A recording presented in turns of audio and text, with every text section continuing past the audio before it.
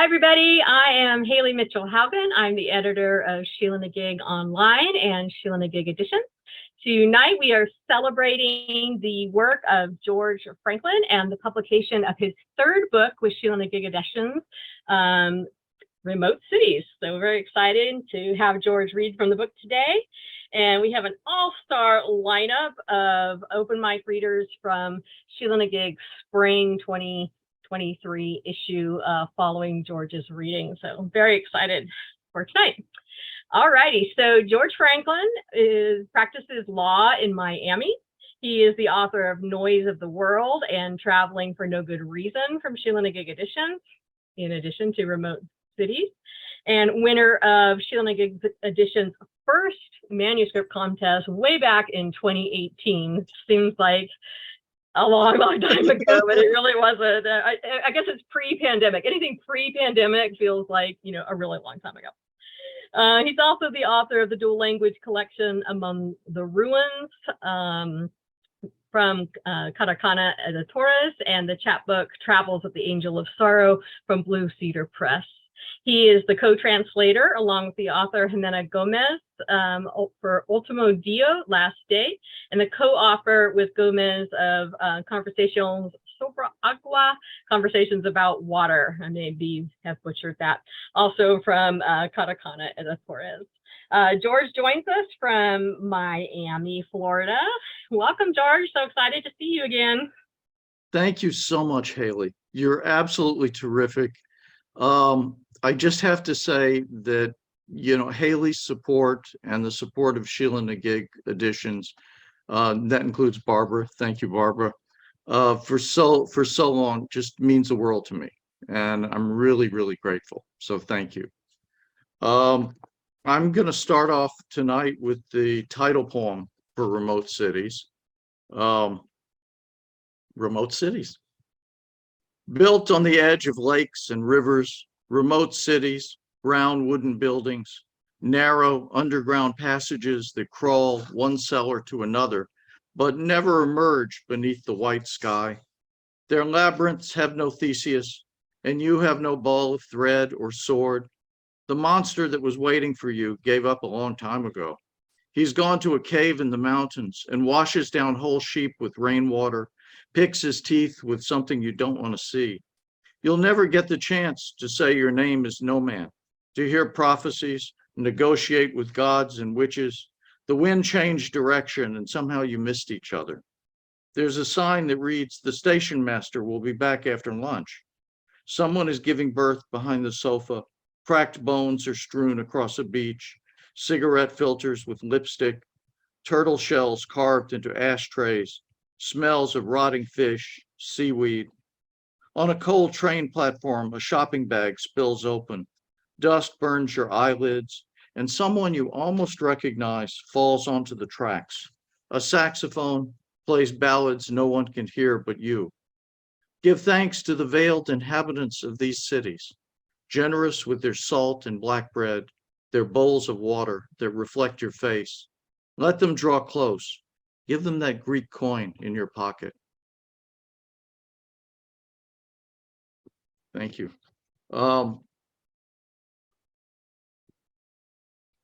It may take me a little bit to travel here from one poem to another in this book. The next one I want to do is a more, all the poems are personal, I guess, but this one is more a family poem. It's called Family Letters. Sheets of his stationery lay scattered on the floor. A leather box rested with one corner dangling over the edge of the desk. There were fountain pens with silver nibs and neat, thick sheets of paper, pens that had traced sweeping lines, the shape of words, of sentences etched onto the page that began, "My dear," and ended with an embrace, a signature, a point where words stopped, folded against each other.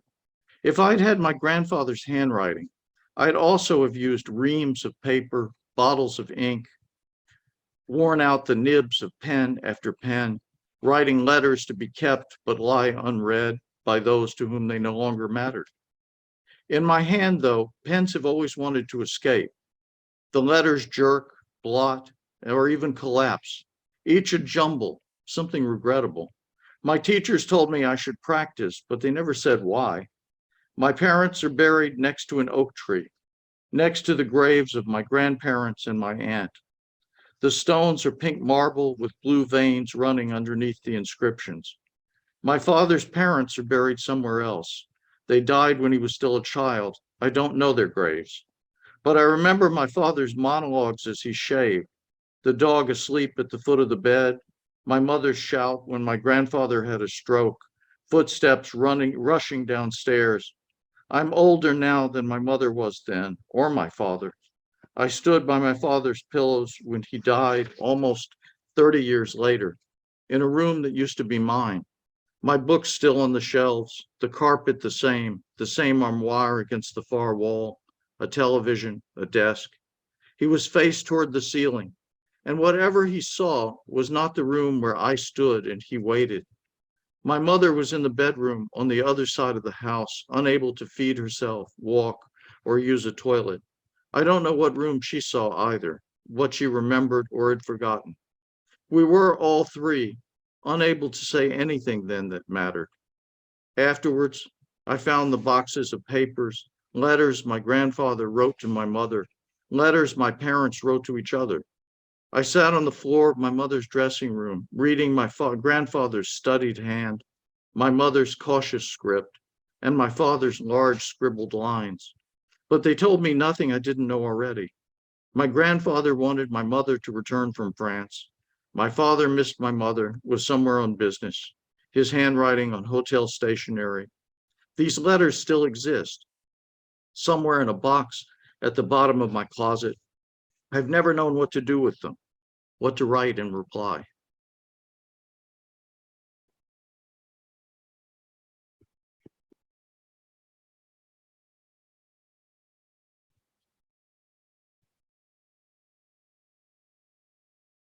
It's difficult to sort of deal with these issues about death. The next poem is called Funeral Rites.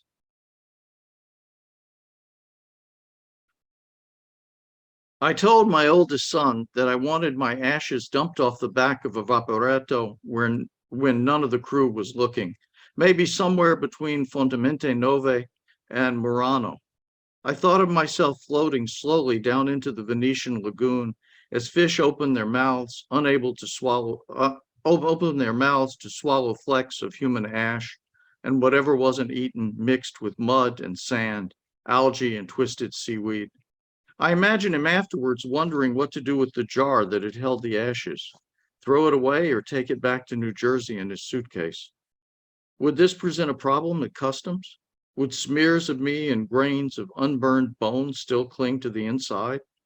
Maybe he should dump the jar as well, but it would be more obvious. Perhaps a muffled thump as it hit the water. Drawing unwanted attention would be no help to anyone. Finally, he decides to chance it and just drops the container somewhere before the second stop on Murano.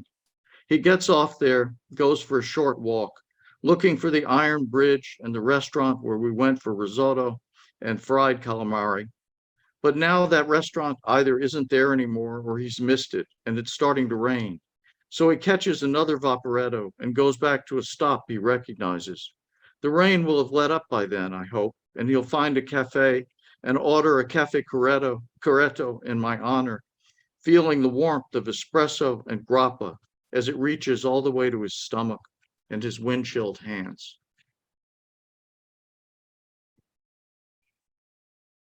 Thank you. Now, the next poem actually requires a little explanation. It's called Cuernavaca. It's dedicated to my friend Omar Villasana. And you have to know that in Cuernavaca, there's a cathedral that's really quite wonderful. Most of it's modern, but when they were when they were restoring it, they discovered underneath the walls these frescoes from the 17th century. And they're frescoes of missionaries who were captured in Japan and then were later executed, crucified actually, in Nagasaki. And it shows them being taken over the water to their executions. And well, you'll see. It's really quite remarkable in the cathedral. And if you're in Cuernavaca, you definitely have to go see it. In the cathedral at Cuernavaca, fish wait below the blue surface, teeth barred. A ship filled with samurai cruises above them, each armed with machete or halberd, conquistador samurai, while captured missionaries follow in another boat. Beyond the wooden doors, afternoon turns the courtyard white. Vendors sell flowers, hats, toys. And across the narrow street, that's us talking in the shade, drinking cold beer, waiting for evening. Emperor Maximilian bought a place here for his mistress. Bought may be too polite a word for it. The house was, as they say, a forced sale. It came complete with gardens, cool in summer, mild in winter. They didn't enjoy it for long. In the cathedral at Cuernavaca, on the stone above the heavy wooden door, fish with sharp teeth wait below the blue surface of the sea. The boat filled with samurai never moves.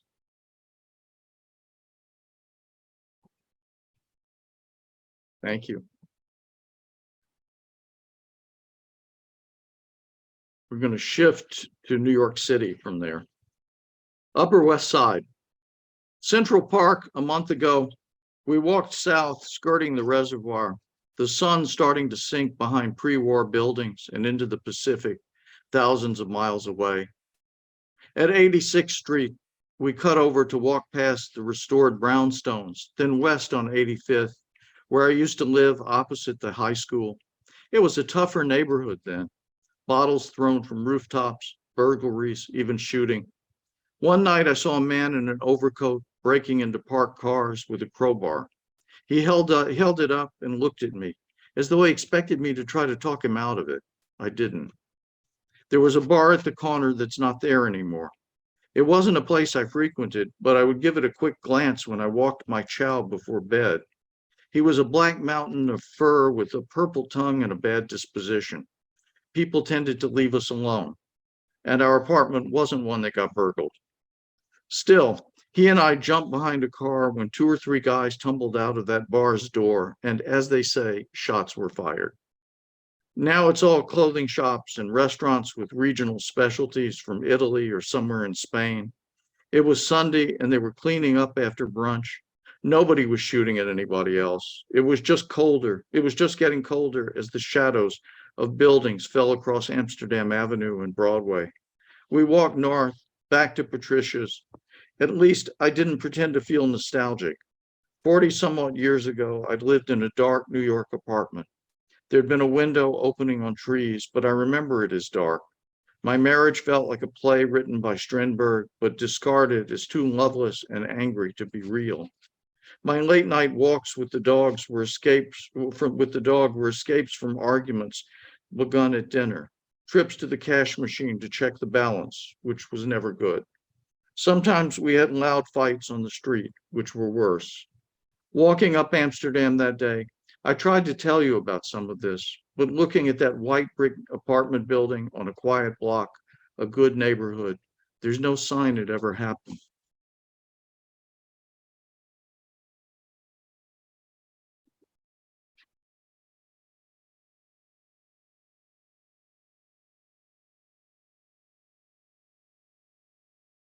This one is back in Miami. Afternoon in November. I've grown used to disappearing. Not being here anymore is me, that sequence of whatever stories I tell myself to create a person. There in each other's arms, stories stop. Thought ends. The way it ends in air blue emptiness, the ragged edges of white clouds becoming transparent, leaves shuffled against leaves, invisible wind, buzzards circling hundreds of feet above the ranch-style houses, asphalt driveways, streets that twist back and emerge into the fast flow of traffic south or west, toward fields green with tomato vines and strawberries, tangled thorns of bougainvillea, shallow marshes that somewhere become ocean. The buzzards don't see me, sitting by the window, staring up at heavy coconuts clustered together, fronds and tree limbs moving at the same time, some almost imperceptibly. And if I look hard, I won't see myself in any of this either. The tree limbs and sky will still be there, the buzzards too, but I won't exist as an audience. This morning in the kitchen, it was the same. I kissed that spot where your neck and shoulder meet and lost myself in the scent of bath soap, of dark coffee.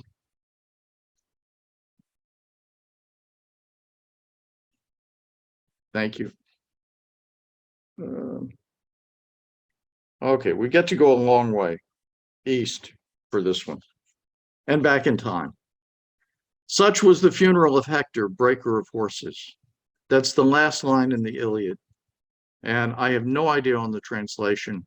I used to think it was a Lattimore translation, and I looked at Lattimore and it wasn't the Lattimore translation. So I'm probably stealing it from somebody, but I'm not sure who.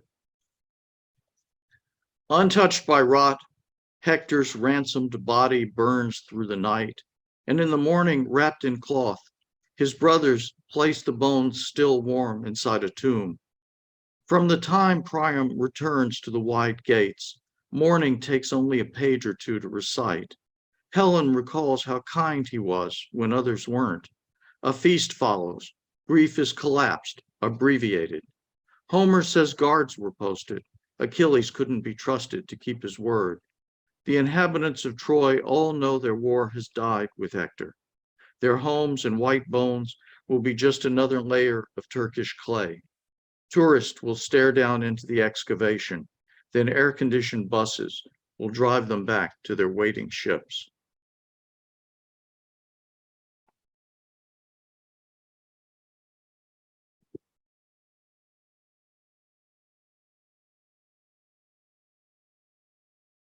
And this is a poem that he may not ask me to read. It's called On Tragedy. And there's an epigram from Georg Lukács.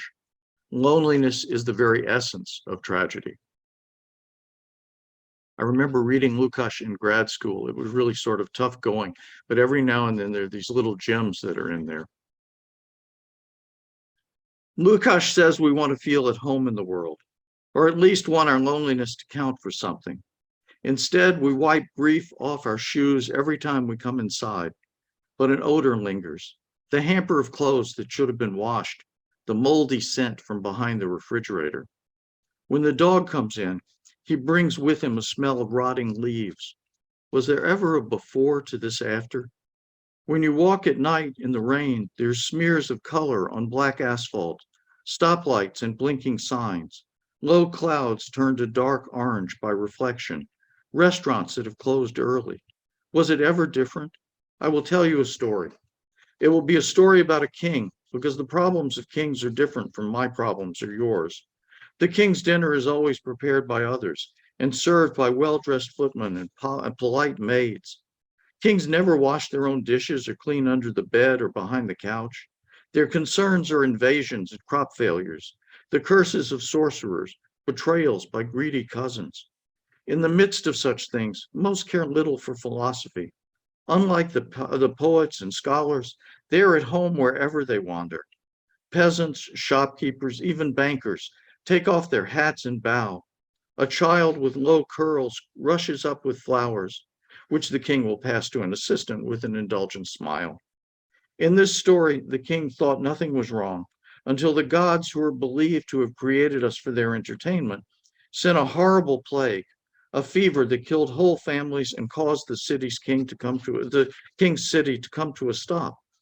For the first time, the king did not feel at home. A rumor surfaced, a kind of reasoning. If there's something wrong in the city, there must be something wrong with the king of the city, for the king's body is the body of the city. The priests could offer no help. Do they ever in any story? But an old prophet put it directly, told the king, it's your fault. For those of you who don't already know this story, the king had killed his father without knowing that was his father, and then married his mother without knowing she was his mother. So he had children who were also his brothers and sisters. And finally, he recognized there was absolutely nothing he knew about anything. The king who was no longer a king spent the rest of his life homeless and blind as a red earthworm beneath the soil. Tonight, when it's raining and even the dog doesn't want to go outside, I think of that king who had felt perfectly at home for so long. I think of his sister daughters who traveled with him, whose names no one wanted to speak. I like to believe that on a night like this, they would have found shelter and a bowl of soup, wine to ward off the bone chill, the smell of wet wool, smell of pig shit and oxen shit, the sour straw beneath their heads. And the king who was no longer a king, I imagine him staying up most of the night, which to him was now the same as day. He would have listened to their grunts and snorts of the animals, to their sudden belches, their unembarrassed farts. He would have been listening until he too fell asleep, trying to understand what language it was they were speaking. Thank you. And last poem, back to Miami. It's called Palm Fronds. You say palm fronds at night remind you of Colombia, of the house where you grew up by the Rio Cali, the shaded sidewalk between that street and river, the school next door, the zoo around the corner, the steep hill and steps leading to your dinner, the noise of cars with bad exhaust, evening and someone's old record player, notes of salsa heard from down the block. You say there's something ineffable at night. We could be walking in Sevilla or Barcelona to a reading at Juan Pablo Roa's bookstore or out for dinner to a restaurant on La Rambla. There's so many places we've never seen. Towns in Umbria or Provence, a harbor with sun-bleached houses in the Aegean.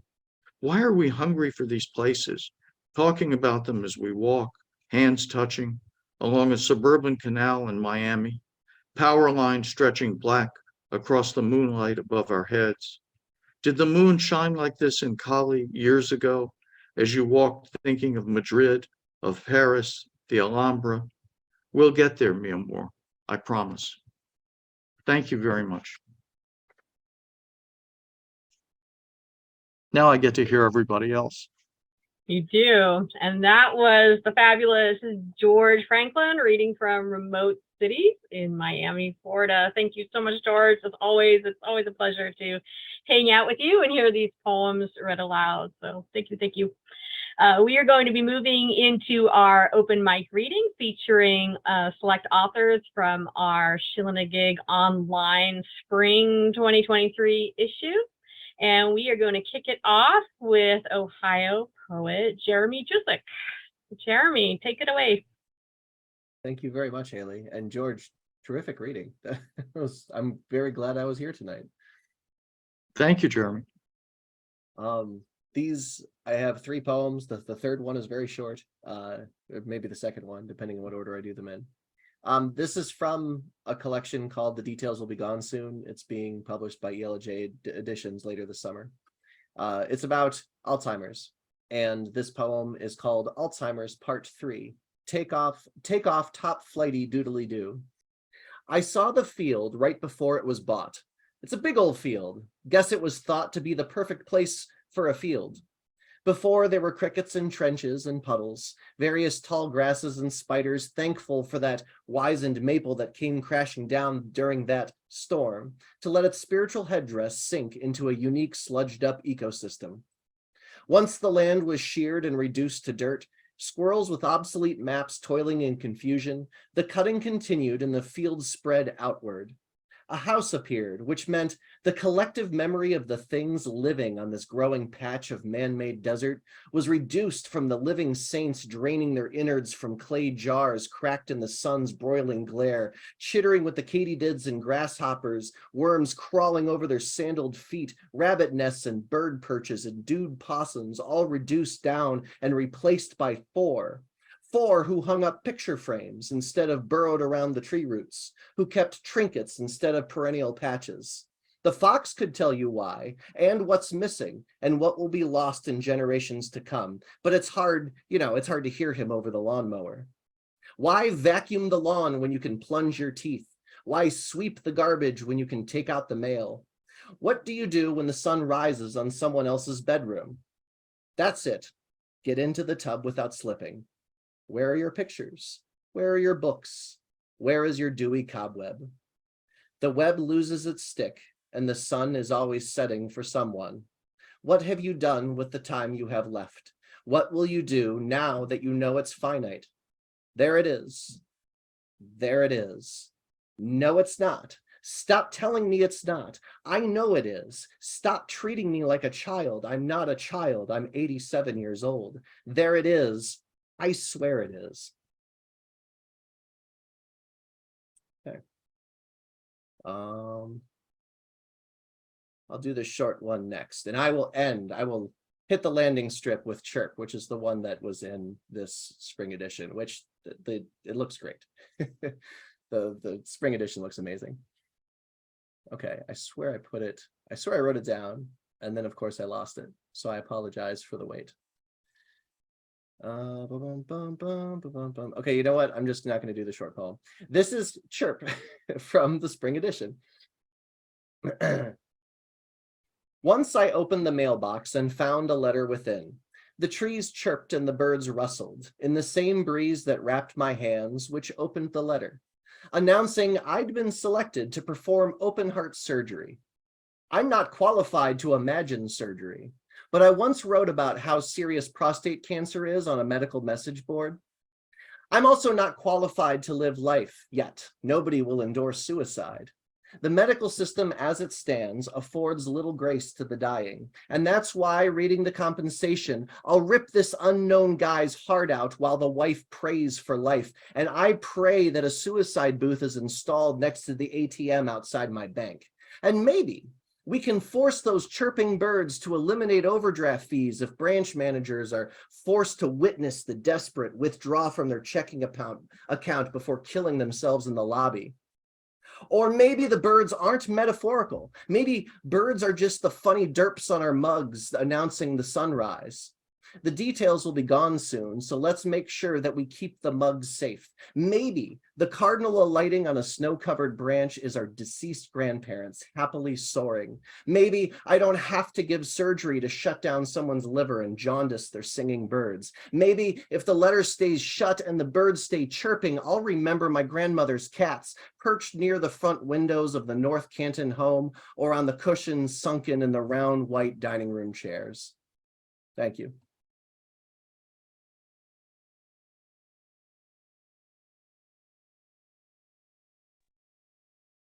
Hi, everyone. Thank you, Jeremy. That was awesome. And congratulations, George. I was told to just jump in, so I'm going to jump in. Can everyone hear me? Yes? Okay. All right. So I'm going to read two poems from the spring edition. The first one is The Cyclone. The Cyclone. Tulip trees grow at a rate of 24 inches per year. The walnut tree reaches 300 feet before it bends. Clouds, balloons, kites, the heavy-hearted hawk circling the yard all make us look up, which is why when my father asked me to ride the roller coaster at Bertrand's Island when I was too small, I acquiesced. As my mother disappeared into the tower reader's purple tent, we knew we had at least 15 minutes to sneak away and ride the 1 mile of track with its sudden dips and turns propelled only by gravity. My father slipped me by the large vertical ruler to quickly board a metal car, which back then had no door, just a flimsy belt that stretched over our laps. I curled myself into my father's chest, shut my eyes, both of us silent. My father held on to the metal bar with one hand and me with the other. As the car lurched forward, some screams, some laughter broke through the whip and crack as the car careened over the track. After resisting the force against my small frame, the final descent, it felt as if we put ourselves on a platform on the top of the world and jumped. I don't know if my father had any fun at all. There, my mother was at the exit ramp, hands placed squarely on her hips. My father lost all color in his face. Forgive us, I said. Dad wanted to soar. and I wanted to let him. Next poem, Independence Day. I've always hated my birthday. It's miserable, vacant, and hot.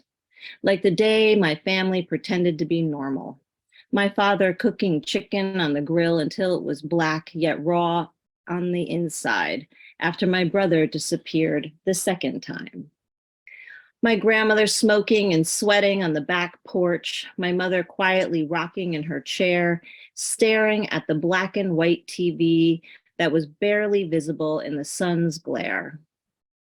I was out there in the brown grass. It had been a dry July. I had been hoping for a little bit of joy, a Carvel cake soft enough to cut, allowing its chocolate crunchy bits to spill from the center. There were no gifts, not even music, just the sound of the town parade, its strident trumpets and pounding drums beating out some idea of American triumph. I looked back at them, my father on the cracked concrete, flipping terrible chicken, peeling paint on the makeshift porch, even the dog with her dry nose between her paws, a tableau of a family. And I thought how wrong I was. I assumed a family was like a body with a central heart, but maybe it's really more like a tree, splitting at its center from the weight of all that living. Thank you.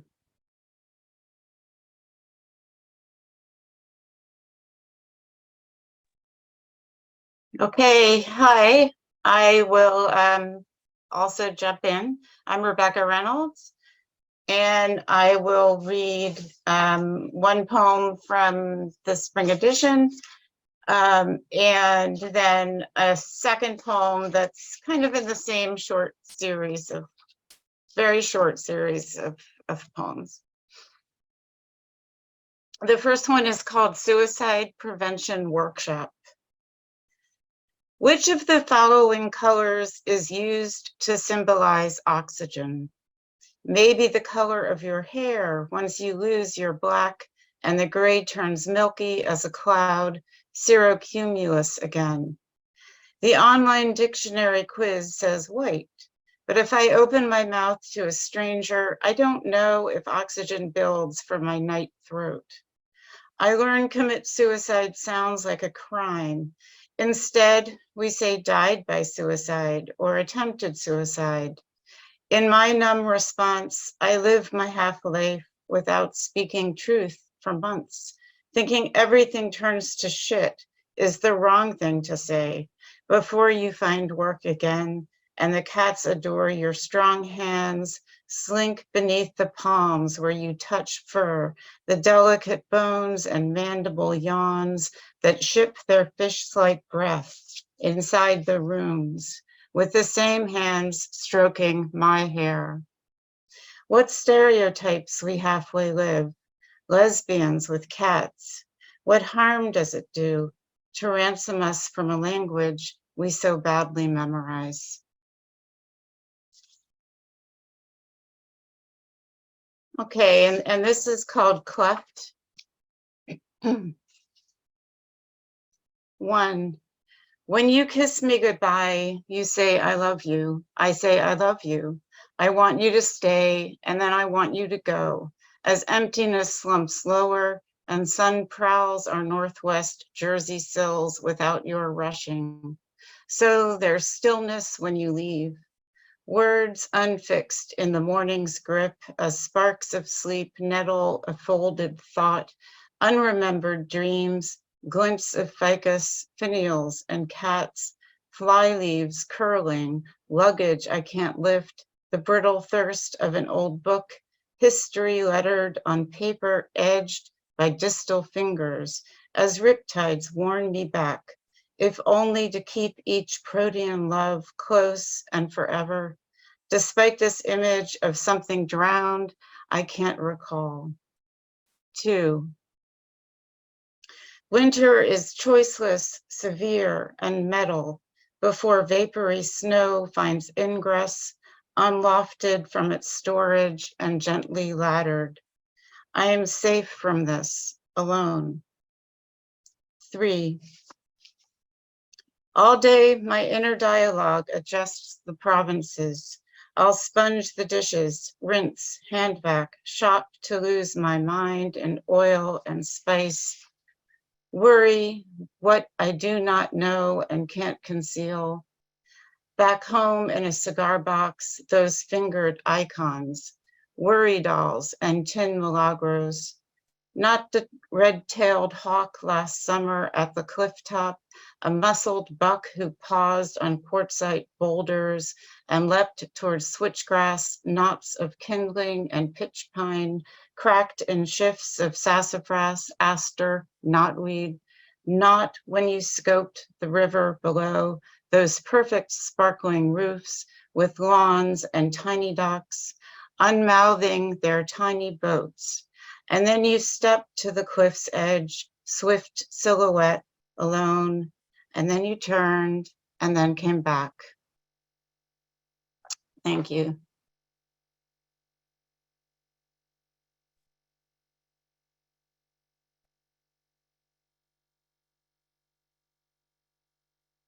Hi, I'm Marion Boyer. Thank you, Haley, for this opportunity, and it was a real treat to hear everybody, and especially George. Wonderful reading, George. I'm going to read two poems from the spring edition, and these come from a collection I've written where each poem is titled by a foreign word that doesn't translate to English. The first poem is called L'appel du vide, which is a French word for an irrational impulse to jump from a height. I jog the track above basketball courts, keeping my distance from the waist-high wall. The overlook is magnetic. Invisible hands reach for me, a breath at the air. Come on, lean over. Today, I hear no balls thunk the backboards, no sneaker squeaks. The gym below is empty except for a baton twirler. She's a bright jack tumbling on the floor. Her baton pops up. Once at Niagara Falls, Dad posed me for a photo at the lip. The glassy water surged over down to white billows, urging, just step in. The twirler's baton spins to the ceiling lights. I slow and watch her whip her body into a windmill, then catch it blind behind her back. I see, too, her face is burn-scarred. In Colorado last year, while my skis dangled beneath me on the chairlift, I fixed my eyes on lodgepole pines, gripped the seat. As I brushed by treetops, snow broke from the branches, showered down. Wind coaxed. It's easy. Just slip off. The twirler rehearses elbow rolls, flips the baton around her neck, tosses it, cartwheels, captures it, whirls. She trusts herself in ways I haven't found. See now how she flings her body into the world. The next one is about the word in Dutch that is pronounced, I think, uitween, which is, it means walking in the wind to clear your mind. The title of the poem is, The Dutch Have a Word for Walking in the Wind.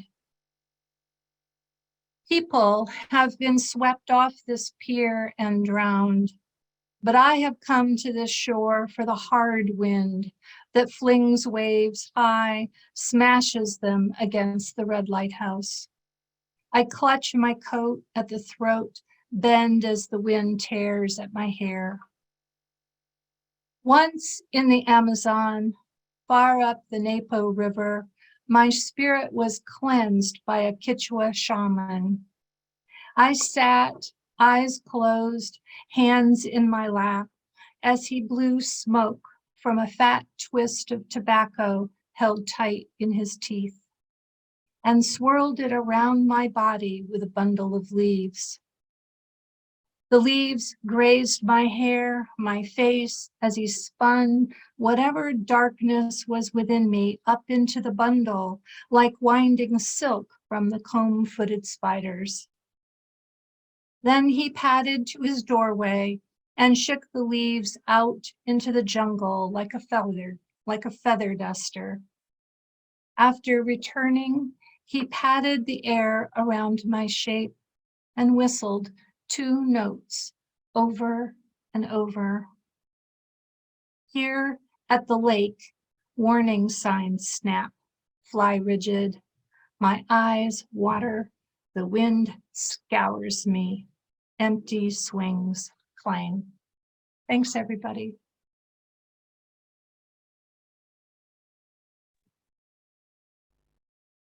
Wow, beautiful, beautiful poetry. Thank you, Haley, for curating it and bringing us here. I'm happy to be part of it. My poem in the spring edition is called Bedazzled. I step into the arms of the day, and like a casket at a wake, or a book to its marked page, this morning's sky opens its lid of gray, just enough to reveal all the colors layered there.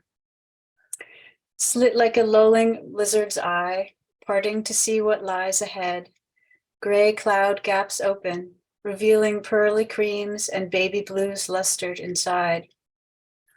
Oh, this peak under the bed, this lift of veil, opened sky now blushes, the way abalone's secrets shimmer a shell. Iridescent nacre speaking its magic, glimmered pink blessings unfold before my heart. Day sings its song of fullness, arms open in a beckoning call to embrace, engage, celebrate, revere. I am a sponge, saturating in wonder. Today's lifting lid offers all that is needed. Soaked in its spell, a cast of bedazzlement. I carry this forward. How long will it last? And my second poem is called Song of Rain. The birds were singing a song of rain. In their song, I heard beauty and pain. Birds sang the sound of our story unfolding, our round planet turning, our joy and our burning. Piercing the air with heartbreaking clarity, birds sang of love and charity, and also the pain of the lack of that love, of need, hunger, want, manufactured disparity. As I walked, the birds sang a song of rain, of both cleansing and sorrow. And I thought, how will we possibly make our way through to tomorrow? In the midst of our pain, but also unfathomable beauty, are we capable of balance, unity? Sing, birds of rain, of salvation, sing to our hearts and wake up a nation of humans who care. It's high time to give a damn, revere what is given to us as a home. Walking Earth as tenants, we're responsible for maintenance, preservation. The birds are singing a siren song, a warning, a pulsing, a call to attention. They're singing a ballad of love, saying, fix what is wrong, only then might you flourish in celebration. Thank you. Hi, I'm Alissa Sammarco, and I am coming in from Cincinnati, Ohio. Thank you for having me read and for publishing my poems. I never get over that you want to publish my poems. That's fantastic. It's true. I have a premiere first ever chapbook coming out in September called Beyond the Dawn. I'm going to bring 2 exceedingly short poems from there, and then I'm going to read the poem from the spring edition of Sheila-Na-Gig. So I'm going to post my information. There it goes. And now I've lost my cheats.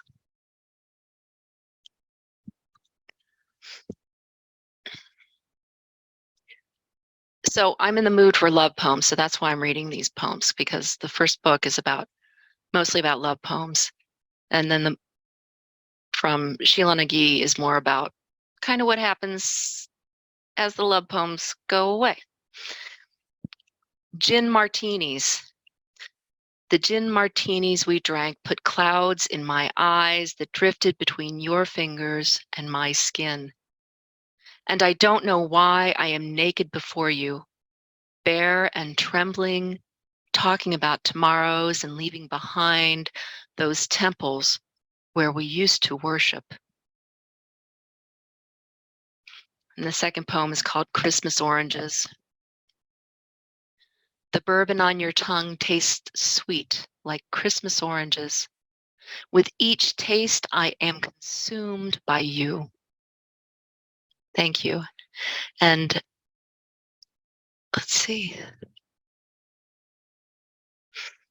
And this poem is from Sheila-Na-Gig's spring edition. This is becoming a habit. You going to bed, leaving me to linger in front of the TV, ice clinking as it rolls in amber bourbon. If I dare to get up, if I ask you a question, you answer like seashells in a breeze, hung from driftwood I found on the beach. The steady rustling of waves turns them, cutting perfect holes in the spires of moon shells and oysters, tritons and cowries. Their voices answer nothing, like the wind chimes I made from driftwood and fishing line, now hung from the bedroom door. Thank you very much.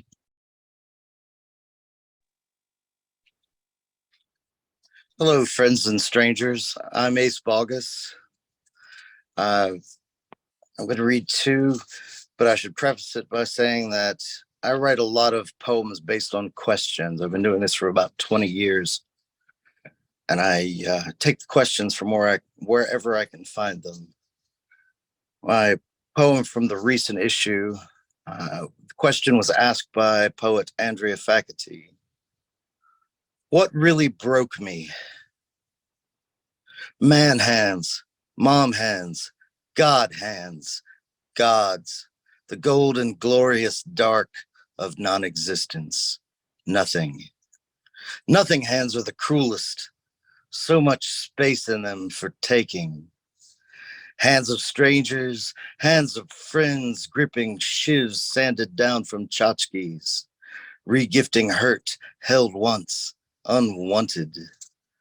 Could fill a life with all the hands that squeezed too hard, the others that released when touch was best. Your life clasps so many harmful hands, it must be a hand as well, crushing you like a bag of glass, twisting off the lid of your jar.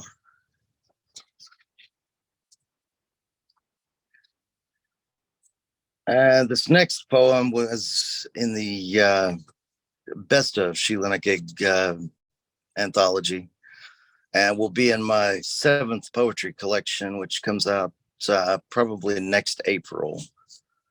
And the question is from John Van Kirk's novel, Song for Chance, which I highly recommend if you haven't read it. If I came in here shot, would you say I had a lead problem? I'd say you had an America problem. Wrong place, wrong situation. I'd say you could use a good drug problem or never-ending cup of whiskey. Good stuff first, cheapest ever after.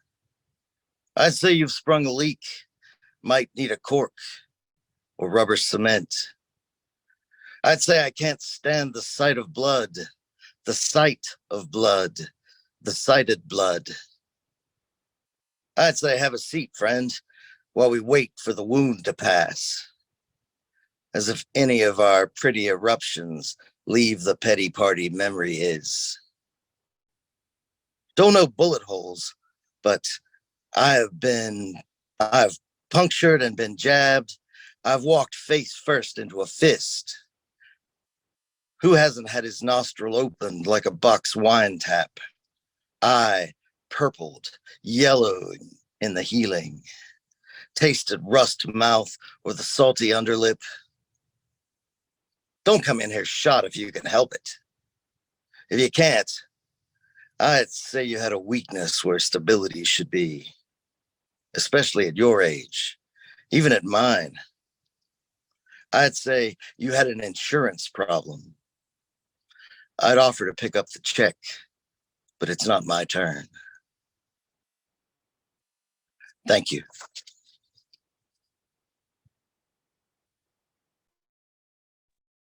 Thank you, Ace.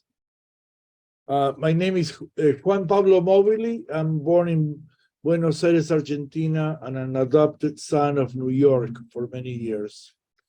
I'll read two unpublished poems. They are about some of the women in my life. The first one is called Dreaming of an Airplane Filled with Birds. None of them consider flying, although we're fated to crash. I wonder if I should console the other passengers, the therapist, the ornithologist, or my mother, who's watching the irony of it all while she takes a slow drag of her long cigarette. The ornithologist asks my mother for a smoke, while the therapist takes notes about how she raises her eyebrows. And the birds miss the fact that the door is wide open, blinded by fear, like someone reading a letter on fire. But my mother, whose whole life has longed to fly, slowly puts out her Benson and Hedges, looks at every frightened bird, including me, once again raising her eyebrows, and says without an iota of drama, "Wake up, save yourself." Thank you. And this is about two other ladies. It's called My Occupation. Sitting to write an epic poem denouncing an empire, I watch my granddaughters chasing bubbles in the garden.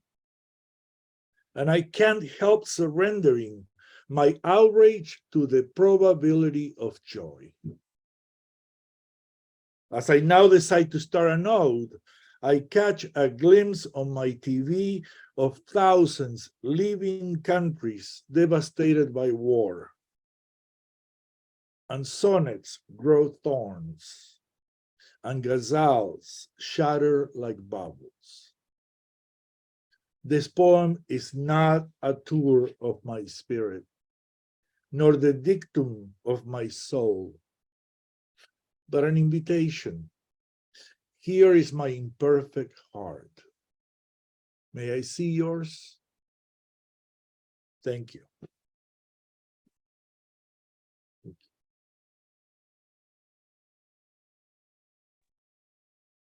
I'm Gary Grossman, and I do want to thank Haley and everybody associated with the review for the privilege of reading and publishing this poem, which was in the spring issue.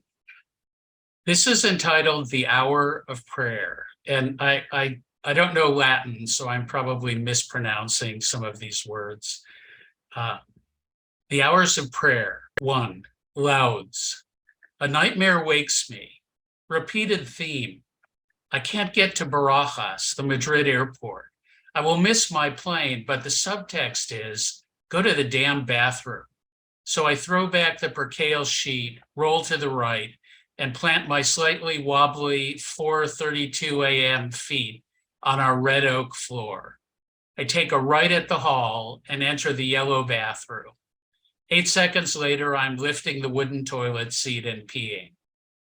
2. Crime. Awake for an hour, sleep escaped for the night. Again, I roll to my right, stand up, Grab shorts, t-shirt, flip-flops, my current novel, historical fiction about the Marranos, the crypto Jews of the 15th century Spain, walk to the living room and turn on both the floor and table lamps. It is early September and sunrise is 2 hours distant. Tierce. I sit on the couch while the sun shovels a seemingly inexhaustible supply of light into our living room. 30 pages read, email checked, happy birthday greetings sent to 12 Facebook friends, even checked my Insta. My coffee cup snuggles the lamp on our mahogany side table, empty after 3 fillings. Sext. Nothing for lunch, not penance, but easier to lose the extra 10 pounds this way. Hunger chased away by a 4-mile jog. Midday is hot, already in the 90s. Sweat rolls down me like a missed fastball on a steep street. None. It's nap time, but as usual, I scare it off. 2 cups of strong coffee in the neighborhood coffee house, temptation everywhere. Scones, cheese Danish, fruit tarts, but the writing goes well. 6, Vespers. Supper has come and gone. Shrimp salad, steamed asparagus, baguette from the bakery, and Comte cheese to finish. The bones of 3 poems rest on the computer desktop, skin and muscles to be added on the marrow. Air sweet with satisfaction. 7, Night Watch. A nightmare wakes me. A failure of language. Picture this, a 30-month-old toddler, her strawberry blonde ringlets a remake of Shirley Temple, cornflower blue eyes and lucid skin, a barely inked page turning heads of strangers in the vegetable aisle. Picture this, through a somersault of air, her ears transform Uncle Harold into Uncle Horrible. Perhaps it was his mad dog bark put on during Kappa Alpha initiations or the baldness at 32. Picture this, a misnaming as sticky as bubble gum on a Macon sidewalk in July, a thick wad leering at shoe soles, impossible to remove.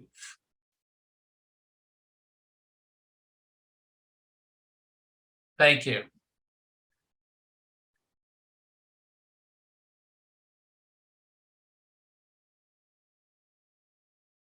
All right, I think I'm the last reader, so I'm gonna read just a couple of poems. Let me get these. I'm gonna read one from Sheila-Na-Gig, and it's called I've Been Waiting Underground.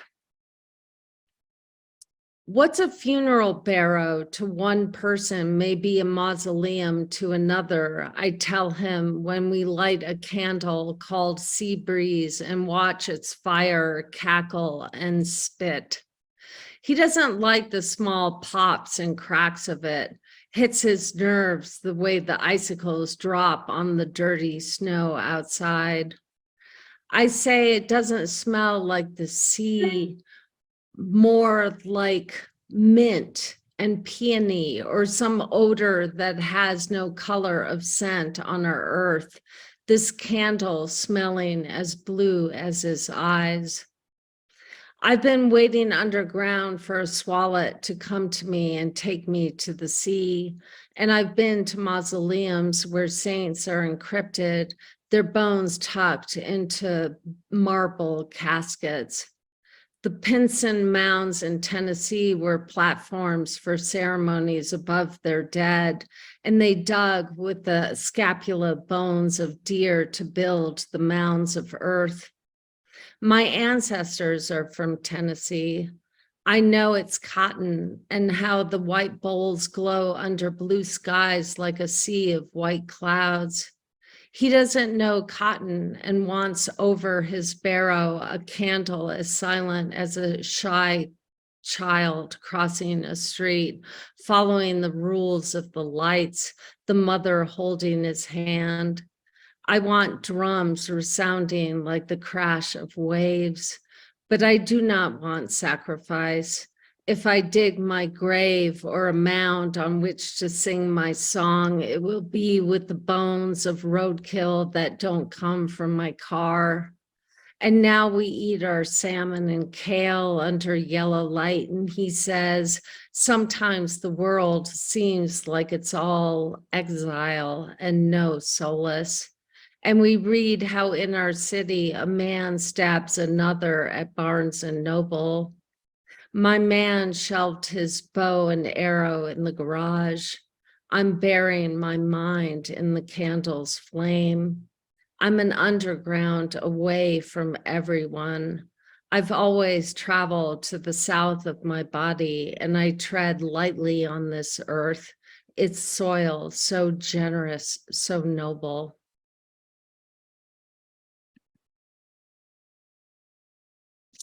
And then this next poem I'm going to read, the last one, is something I just wrote recently, and it's called There Is Everything Normal About Easter.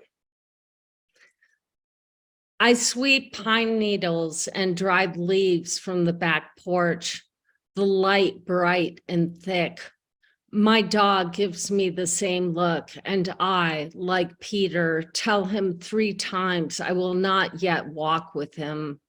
Tell him in my ordinary voice, in this ordinary time, when buds unfurl like fists, and there is always somewhere with a war, and the chalice of Mary is forgotten.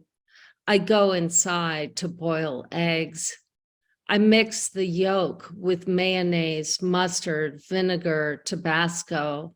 I press and smooth and smash into a paste. The devil is the smooth center of my tongue, and I eat the white cupped yellow elixir. I let the dog lick the bowl. He is ridiculous in his adoration.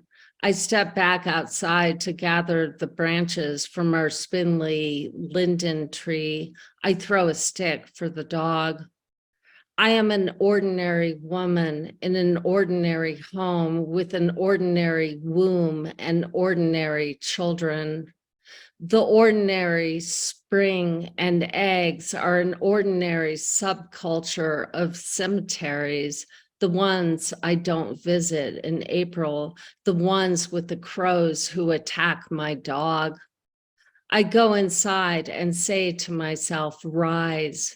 I say, lonely God, my tongue touching the front of my teeth with the L as engine and the D as caboose, as if creation were words I could eat, not this silent, ordinary day when the dog doesn't rise anymore from the couch, defeated, when the holy dance of a breeze sets my prayer flags in motion, and I feel the blood in my womb, and how normal it was to give birth to spirits, turn the caw of elegies to odes, the yoke to sun, the grapevines to fruit.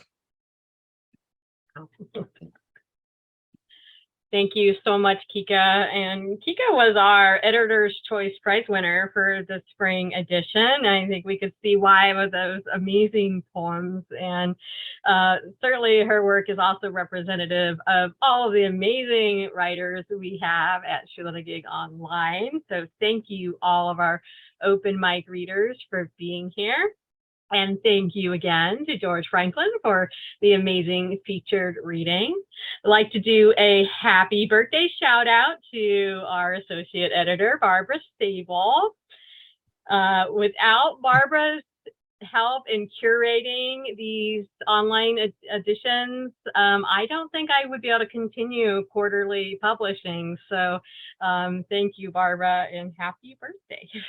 Well, thank you for the birthday wishes, and it's always my pleasure to read these, to read the poems, and always a joy to see the issues that come from them.